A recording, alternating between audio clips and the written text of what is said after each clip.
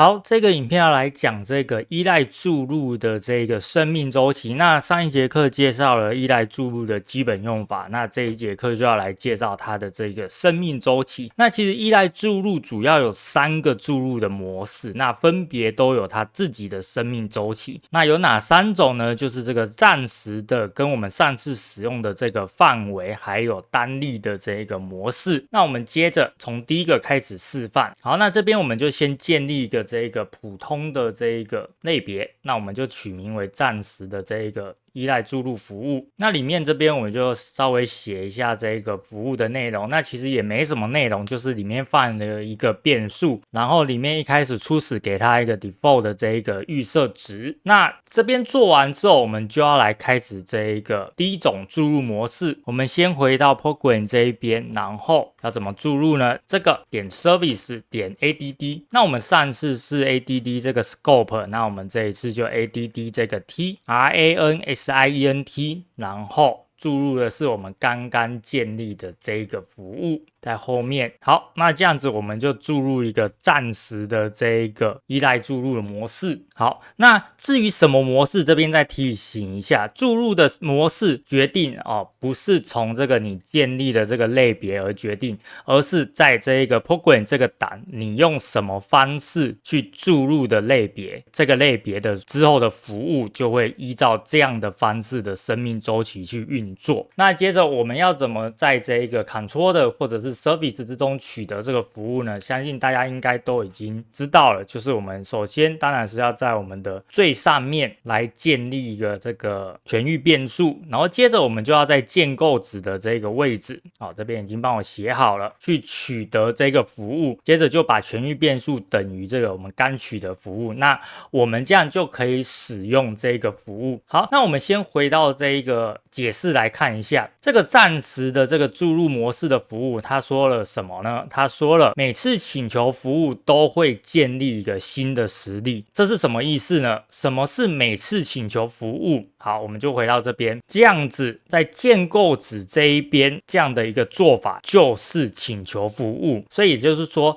今天你只要在这边做这件事，那它就会建立一个实例。你今天在 control 的这边做，它就建立，然后等一下我们会在 service 那边做，它又会建立另外一个新的实例。好，那我们这边要来做什么呢？我们这边先来做一个很简单的给值的动作，来观察它的这个运作流程。那我们这边怎么给值呢？我们这边就是将原有的变数再加上这个 control 的这个字样。那所以等一下应该就会这个是原来的 default， 然后后面再加上这个 control 的。好，这边我们做了一个这个给值的动作，接着我们到 service 这边一样去取得这一个服务。好，那这边的话就取得服务，然后所以这边这个时候它又建立了另外一个新的实例，那这个实例会跟这个实例是2个不同的个体。那先知道这个观念，我们一样在开头的地方去做一个给值的动作，然后这边标注一下是 service。 那所以说一开始会先进来这里，然后进入到这个取得新闻列表，那进入到取得新闻列表这边又会再做一个给值，然后最后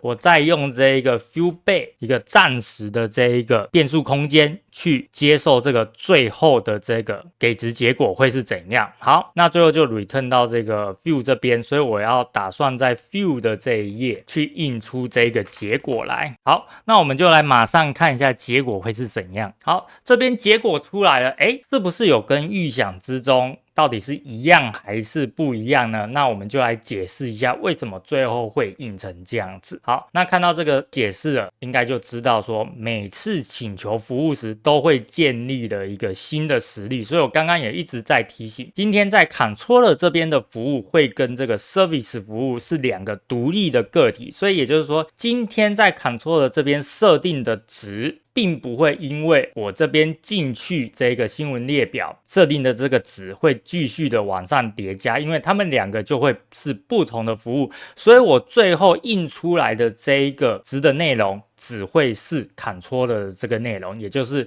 default 加上 control 的，那里面的这个地方其实就是没有人去管它，所以就看不到，所以我们最后的结果就会是 default 加上这个 controller。好，那这个是第一个的这个示范，也就是说每次你建立服务的时候都会是一个新的实例，所以你今天如果还有其他的 service， 你同样去取得这个服务，那又会有第三支的这个实例产生。那三支的这一个实例都是分别不同的个体，里面之间的变数是不会互相的干扰。好，那像这样的暂时的生命周期可以用在哪里呢？就是今天你可能写了一个服务，你写了一个函式，一个功能的函式，但是这功能里面可能有很多变数需要做储存，那你同时有多个 service 会使用这个服务，但是你在使用这个功能的时候，其实会存一些暂存的变数进去里面，那你希望彼此之间这个功能不要互相干扰的时候，你就可以选择使用这样暂时的注入模式，好来去这个撰写。那这是第一个模式的生命周期。好，那第二个我们来讲到这个 scope。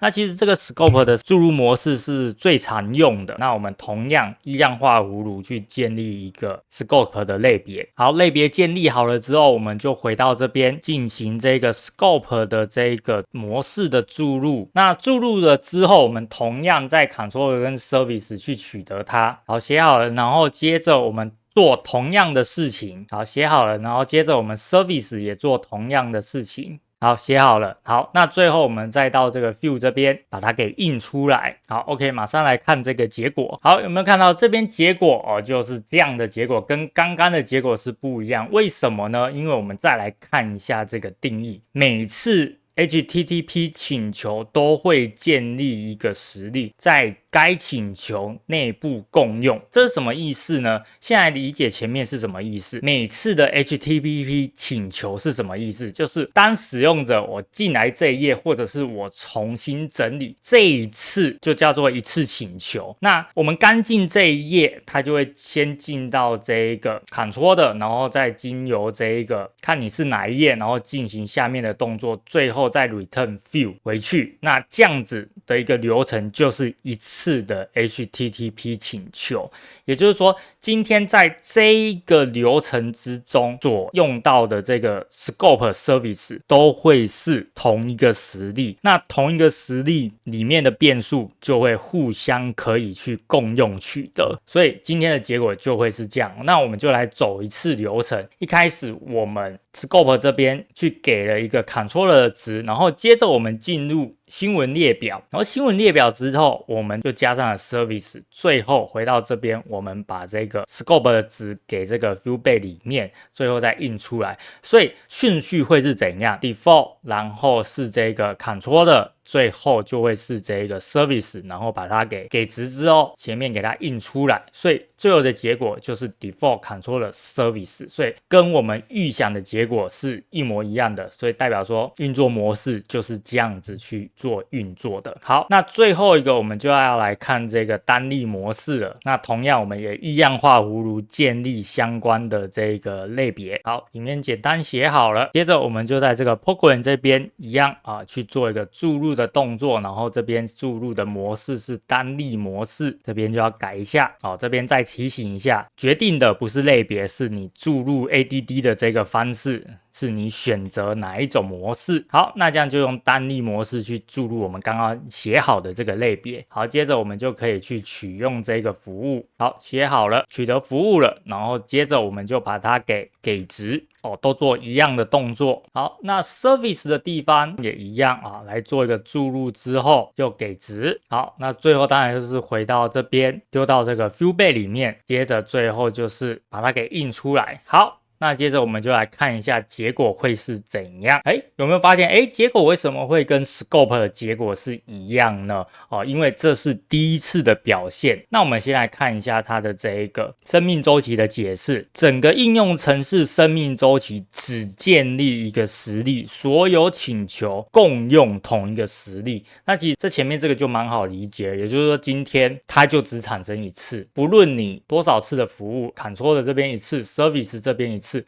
不论你重新请求多少次的 HTTPS 请求，就是我们一直重新整理就一次，再重新整理也是一次，它都同样会使用同一个实例。那这样会造成什么结果呢？我们这是第一次，那我再做一次 HTTP 请求，就会发现变长了。那为什么呢？因为这个实例跟我们上一次请求是同样的实例，那上一次请求我们经过 Controller 跟 Service 就已经把它写进去了，所以等到我们下一次请求一样是同一支，那同一支里面的值已经有这3个，所以下一次请求我们就只是在原来的基础上又加上了 Controller 跟 Service， 所以我将一直重新整理下去，值就一直累加上去，因为永远都是同一支实例。那什么时候这个实例才会被重新更新呢？就是当你伺服器可能做了一个休眠之后，然后做一个重启之后，那这个时候实例才又会被重新建立。那在我们开发区这边要怎么重现那个重新启动呢？其实就是按这个可能没办法我们就按一下启动侦错，那有没有看到这边就归零了，然后我们关掉，下次再打开